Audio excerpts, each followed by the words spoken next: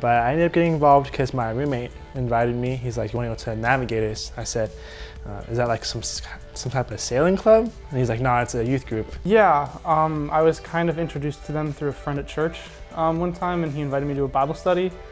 I just really loved the people like the first night that I was with them, and just how much they were willing to talk about things. So I jumped in the Bible study, started going to Nav night, which is their worship night, and just really getting plugged into the community as much as I could. He pushed me to to get involved with the Navs, to do events and activities, and I just began to love it.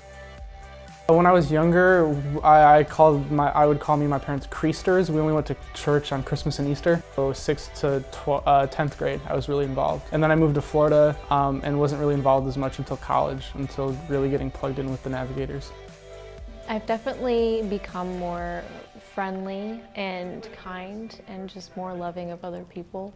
And I've definitely learned how to be in such a good community and how to contribute to it. I went to the Women's Day in the fall where we spent a day, and it was just kind of like a workshop where a woman, took us through some scripture, and she just talked to us about being a woman. And that was kind of my first taste of a NAVS event. A lot of those events are student-led, to just bring the students together and just to get to know one another.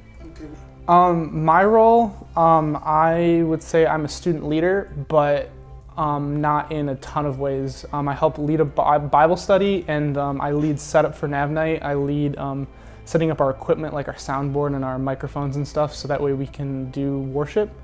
But I would say my role is just to be a part of the community and to be a part of the growing body that we have, to get to know people and to just see us grow. There's also the opportunity to go overseas and do missions and preach the gospel to people who don't really know about it, people who speak different languages, and there's multiple places you can go to, such as Japan and Puerto Rico and Taiwan, I think, is one of the places. So the mission trip was like a really big leap of faith per se, because I went to Japan, and that was my first mission trip out of the country, the big one without all.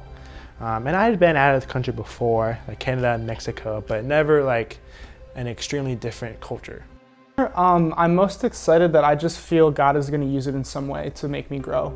I don't have anything specific. I'm going in kind of blind, but I'm just excited for it and know that something's going to happen, and I'm looking for that to happen.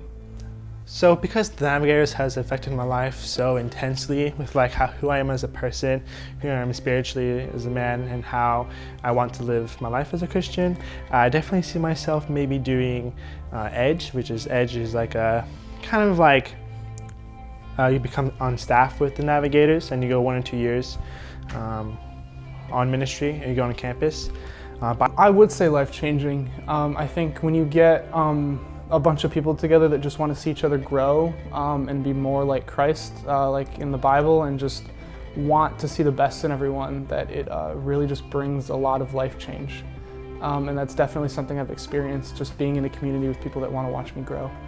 You'll learn how to be a leader on your campus spiritually, and how to be a leader in life as a man or as a woman. I mean, they've given me some of the best experiences in my life, and they've loved me the most out of anyone I've ever known, maybe besides like my parents. Intense transformation from whom I once was.